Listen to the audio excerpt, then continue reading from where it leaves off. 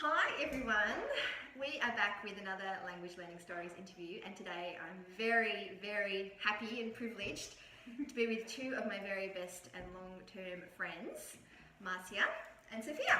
Hi. So I might get Marcia to go first and give us a very quick hello and intro about who she is and what she speaks.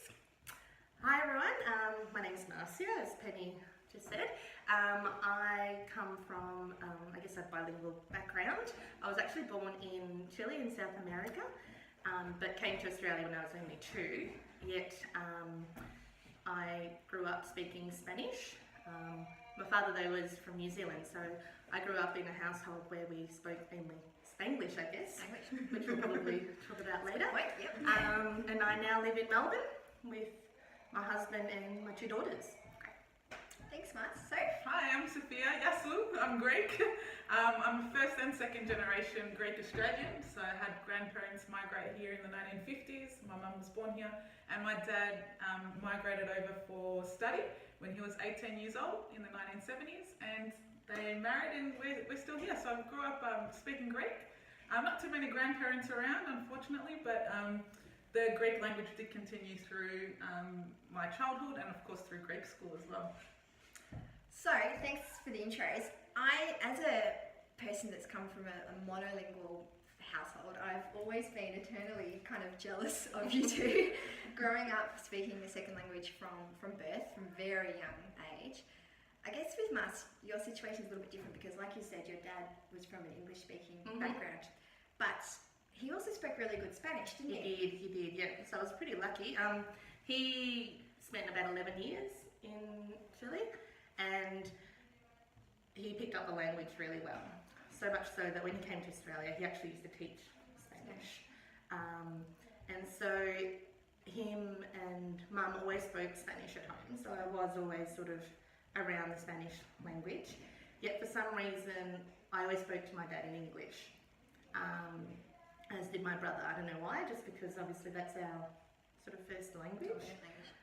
So I used to just always joke how, like around our dinner table, if anyone ever came around, it would be there'd be a lot of Spanglish, like I mentioned before, but like I would switch from talking English with my dad to Spanish with my mum. My mum would speak Spanish to myself and my brother, but my brother would always answer back in English. My brother and I would speak English, and my dad and my mum would speak Spanish. So it was just always, I guess, both languages. Language chaos. Throwing around, but for us that was just normal, so. That's amazing. So I'll just ask you another question too. When you grew up speaking Spanish, did you do formal study as a young child as well? Or was all just from home, immersion with the house, your mum, your dad? Yeah. So I feel quite blessed, I guess, now that I'm an adult, that I never knew any different. As far as, as long as I can remember, I've spoken both Spanish and English and understood both. So I'm really lucky in that case. I did do a bit of Spanish in my high school years because I decided to use it as an elective and did it in my VCE. But that was the very first time I'd ever done any sort of formal study. Oh, cool. So your situation is a little bit different, I guess, because your parents migrated really young, didn't they? Yeah, Dad was really young. Mum was born here, so Mum was that generation who always translated.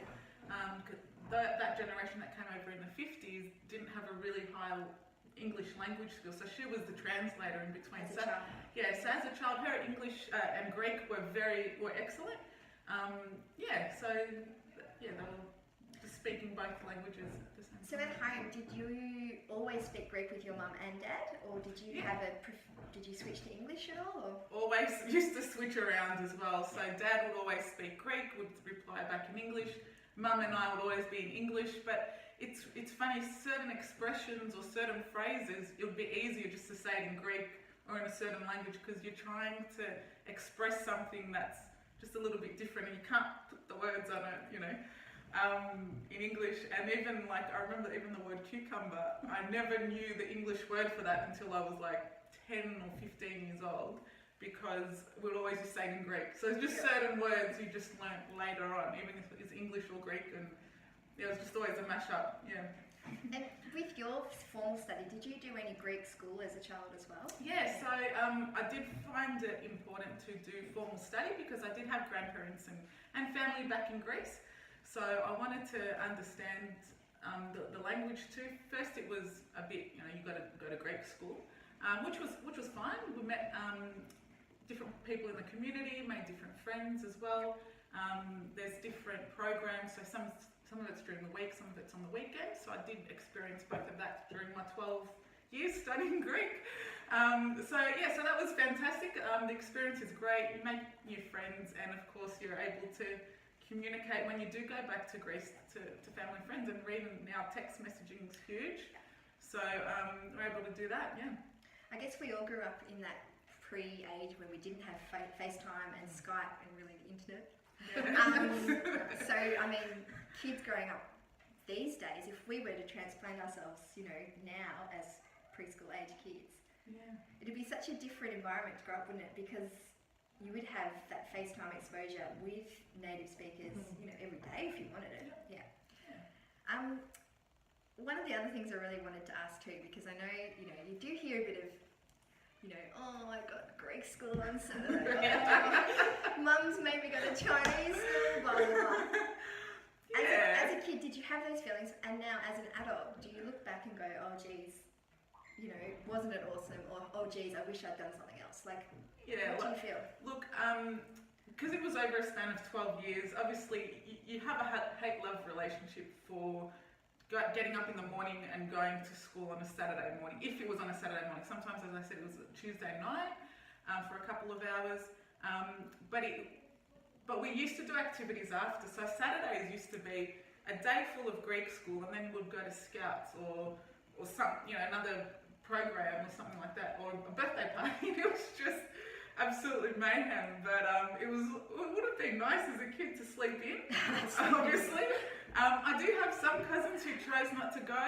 They're a little bit younger, and they now regret it because they don't understand the second language, and they thought, now travelling as, 20-year-olds, they're thinking, oh God, I wish I just knew a little bit more just to get that understanding. So I'm glad I did go, but sometimes it was a bit of a struggle. But once you made those friends, it was always easy to get there because you were seeing other friends there as well. Yeah. I didn't realise 12 years.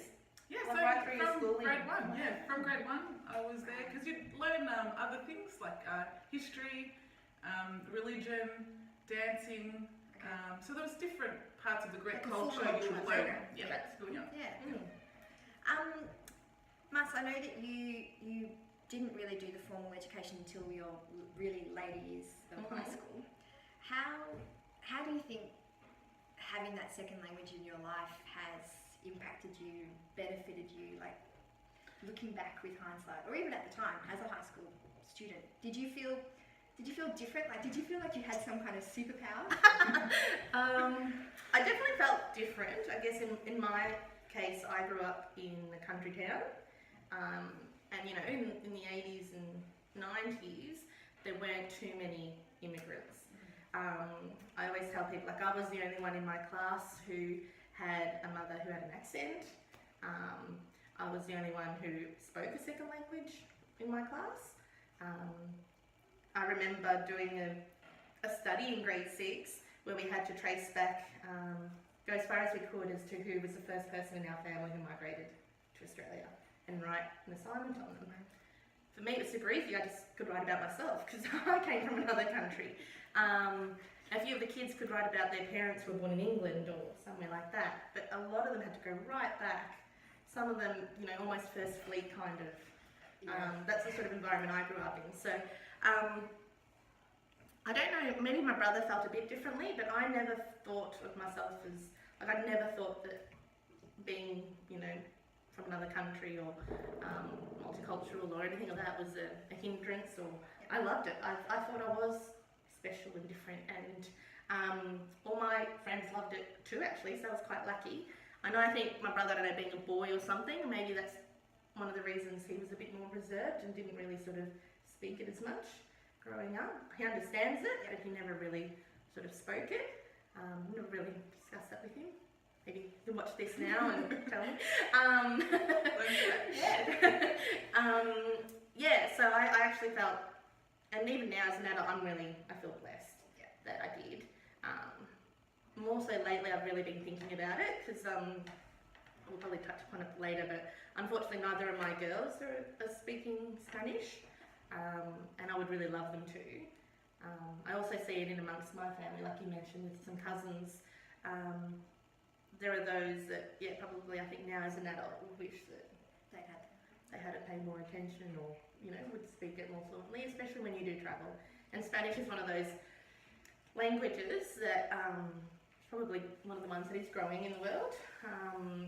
I found when we like even places like in France or in New York, in the US, I found a lot of sort of Spanish speakers, and there are lots of little occasions, sort of stories I can tell when I had to use my Spanish skills, not just in Spanish-speaking countries, but in other countries. How great is that? Yeah, it's awesome. I wanted to ask, because you're married to Dan, who has Italian heritage. Yes. You've got two girls together, so potentially they could be little trilingual speakers. They could. They're only little now. What's your hopes or what's your thoughts for their kind of language? Oh, well, I would definitely love for them to have that second language. If I have my way, it would be Spanish.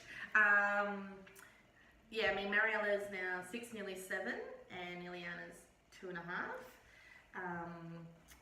If anything, Ileana's probably at the best age to try to get her to sort of start speaking now.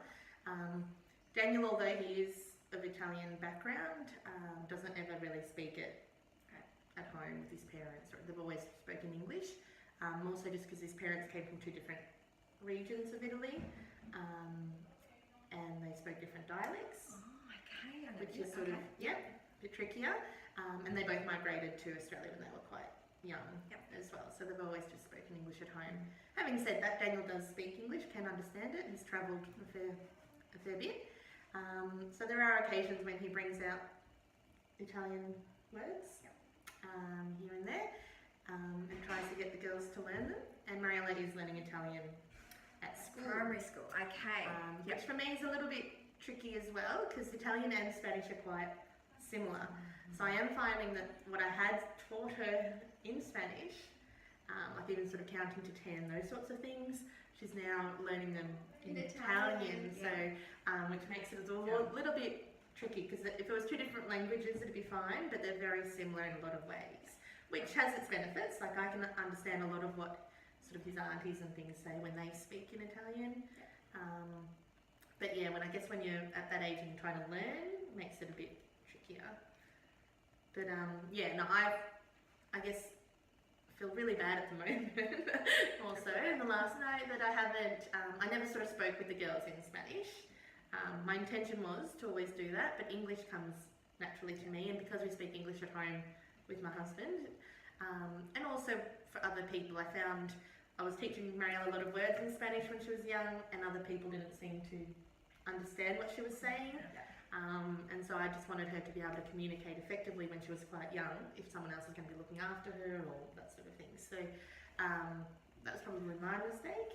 I've always asked my mother to speak to the girls in Spanish, because I think it's really good that even from one person that they're hearing that language all the time. Unfortunately, Mum just reverts to English a lot these days. But yeah, so that's something we're sort of working on, and I have considered sending Mariella to Spanish school. Because if anything, I would love to them to at least understand, be able to respond with the sort of simple basics, especially since I do still have a lot of family here that do speak Spanish. So that's my goal. And I guess through this and through your little blog, it has probably inspired me a little bit more to actually get in there and actually start trying to to mould them and teach them. It's interesting because it does sometimes feel like work, doesn't it, to try and carve out time in a busy schedule to factor in language learning or with your kids when you're just trying to get dinner on the table and the kids out the door. So yeah, don't beat yourself up about it. Like I said, with Ileana it might be a bit easier because she's younger, and I can sort of try to talk to her at school, at home, as we do things. Mariella, I guess it is harder because we're trying to sort of now focus on her actual English skills, you know, doing her homework in English, her Writing. vocab and all those sorts of things. So now trying to introduce that. Having said that, I know that the window's sort of becoming a bit smaller. I did read somewhere that I guess kids up to the age of 7 or 8 is the time that they absorb the most. And I've also heard 11 as well. Oh, that's good. That gives you a bit more time. I like that. And you know, like I think back to sort of a lot of our language skills that we learn at school. Even I did French at school, and I can still remember all my French that I would have learned through my primary school years. Not so much. You're probably the only one. But I mean, maybe because it's similar to Spanish too. But I was really liked French, and the skills that I learned at primary school were the ones that those have sort of stuck with me rather than those that I've learned later on. Okay, so that's super interesting. So just on a quick note too, your niece and your very new nephew, do you think they will grow up speaking Greek? I hope so. I hope so. So at the moment they live they live in the UAE, and so there's not many Greek speakers around there. They do speak a lot of English at home. So I think the hope is that when they do come back to Australia, that they will be around Greek speakers and possibly be able to have the opportunity. As bilingual speakers from a young age, have you been able to use your language skills as an adult in a career, professional kind of setting? Maybe Marcia, if you go. I definitely have actually. I guess my background is in tourism, and I've had a few different roles where I've had to deal with Spanish-speaking people, even some Italian-speaking tourists actually, and I've had to use my Spanish in order to be able to help direct them. I worked for a visitor centre, which obviously really, really helped my language skills, so I was able to use Spanish a lot in that sort of circumstance, and also in a hotel and that sort of thing as well. So that's great. Due to other people, I guess, knowing that I speak Spanish, I've also had other small little side roles, I guess, help translate websites and things like that. A bit of sort of extra money on the side. So I think it's actually, you know, having a second language has benefited me in that way. Yeah, that's fantastic. Sophie, have you had the same experience? Not so quite much in so much detail. In customer service roles, yes. And I think more for me, it was more about building relationships. So any role I'd go into, I'd always find somebody that would speak Greek and instantly like form a bond or just, you know, different expressions or something. So for me it was more about networking and more about developing relationships rather than using that actual language in the role. I'd love to know, and I think what a lot of people would love to know is, given the experiences that you both have had growing up in bilingual households, what advice would you have for other families who have got either both parents who speak the other second language, or maybe one English and one second language? What advice do you have for them or for us? Yeah. Not that I'm doing it myself, but at the moment, but I think it's about consistency. You know, if you're going to sort of teach one language, to be consistent with that language and to keep it going. Especially with young kids, it's all about repetition for them. That's how they learn. You know, they like having special sort of, I guess, rules in place. The same sort of, they do the same thing all the time. So the same with the language skills, I guess. And in my case, I've tried to introduce as many sort of fun language aids. You know, my girls have a lot of books in Spanish. They have toys. Thanks to Dora the Explorer. I mean, Spanish, I guess, is one of those easy ones. You know, there's a lot of sort of things out there. So I do get them to watch a few shows that have got Spanish words. I try to use the basics as much as I can with them. How to say please, thank you, hello, certain colours, that sort of thing. So that would be my that's great. Good place to start, I guess. I don't know. What about you? For me, what I remember growing up is that a lot of kids, even coming to primary school, knew a second language and learnt English at primary school. So I think for me, the advice is to start young.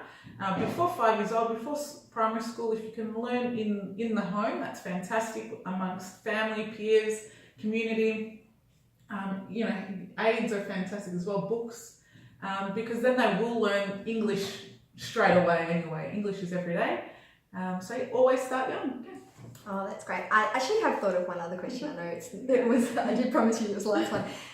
One of the things I've been like thinking about in my head is, as Australians, we tend to be, unless we've grown up in a multilingual household, we tend to be very monolingual speakers. We rely on English, we speak English, we're very adverse to learning second languages. What's your theory behind this? Do you guys have a theory on why that is? And I think it's because we're so isolated in a way. Yeah.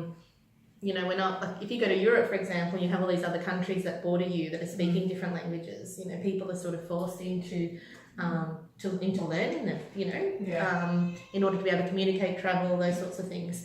I guess in the past for us, travel was, you know, expensive for a lot of Australians. It wasn't something that everyone did. I guess now, like you mentioned it before, with the internet coming, things like Skype, Facebook, those sorts of things, it is actually opening up our world a lot more. So I think people are getting the chance. technology's helping. It definitely is. On the other side of that, I guess there are more people speaking English in the world too. So I don't know if some people then feel as if they don't need to because wherever they can go, they're English speakers. I don't know. You kind of got that. It's interesting, isn't it? I think you do have the opportunity. So you can learn German, Japanese, all throughout school as well, and it will also help in careers as well. So it just depends on which career you take too. So I think the opportunity is always there because we are a multicultural society. It's just which way you'd like to. You have to take the opportunity, don't you? That's right. So my very last question is, what are your, I guess, personal kind of language dreams, hopes, focus for the next few years or for the long term? So I would love to learn Italian and French. So I've been, I learned a little bit of French in high school, which is always fabulous to learn another language. And just those two regions always just drive me and pull me in, not sure why. My dream is to go through the Silk Road as well. So Asia, Trans-Siberia is always fantastic. I've never really wanted to learn that language, but I've always wanted to experience that culture and understand how that language does translate into Europe. Yeah. Oh, that sounds Some great. of those two. Yeah. I guess I'm a bit similar.